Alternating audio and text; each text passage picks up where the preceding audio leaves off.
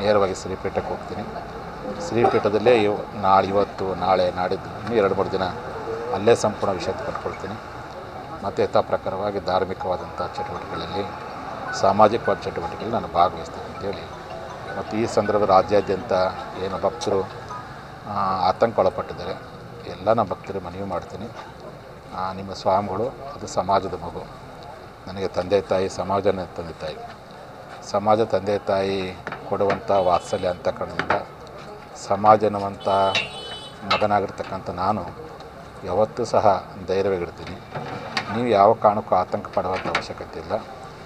ನಿಮ್ಮ ಪ್ರಾರ್ಥನೆ, ನಿಮ್ಮ ಶ್ರೀರಕ್ಷೆ ನನಗೆ ಮತ್ತಷ್ಟು ಶಕ್ತಿಯನ್ನು ತಂದು ಕೊಡುತ್ತೆ, ಮತ್ತಷ್ಟು ಪ್ರೇರಣೆ ತಂದು ಕೊಟ್ಟಿದೆ, ಮತ್ತಷ್ಟು ನನಗೆ ಉತ್ಸಾಹ ಮಾಡಲಿಕ್ಕೆ ಅವಕಾಶ ಮಾಡಿಕೊಟ್ಟಿದೆ. ಹಾಗಾಗಿ ಧೈರ್ಯವಾಗಿ ತಾವೆಲ್ಲ ಸಹ ಈ ಮೂಲಕವಾಗಿ ತಮ್ಮೆಲ್ಲರೂ ಸಹ ನಾವು ಶರಣ ಶಾಸ್ತ್ರ ಅಂತ ಹೇಳಿ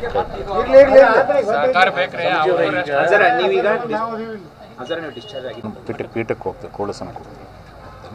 ಮತ್ತೆ ಯಾರು ಮಾಡಿದ ಆರಾಮ ಅಂದರೆ ಮತ್ತೆ ಹೆಚ್ಚಿನ ವಿಚಾರಗಳನ್ನು ನಿಮ್ಮ ಜೊತೆ ನಾನು ಹಂಚ್ಕೊಳ್ತೀನಿ. ಇನ್ನೊಂದು ಕಡೆ ಕಾಶ್ಯಪ್ನವರವರು ಸ್ವಾಮಿ ಮಾಡ್ತೀವಿ ಅನ್ನುವಂಥ ಹಾಸ್ಪಿಟ್ಲಲ್ಲಿ ಇದ್ದಾಗಲೂ ಸಹಿತ ನನಗೆ ಹಾಸ್ಪಿಟ್ಲ್ ಇದ್ದಾಗಿಂದ ಇಲ್ಲಿವರೆಗೂ ಹೊರಗಡೆ ಏನೇನೋ ಚಟುವಟಿಕೆಗಳು ನಡೆದವು, ಏನೇನೋ ಬೆಳವಣಿಗೆ ನನಗೇನೂ ಗೊತ್ತಿಲ್ಲ. ಈಗ ನಾನು ಸದ್ಯಕ್ಕೆ ವಿಶ್ರಾಂತಿ ಅಷ್ಟೇ ಬಾಕಿ ಉಳಿದಿರ್ತಕ್ಕಂಥದ್ದು.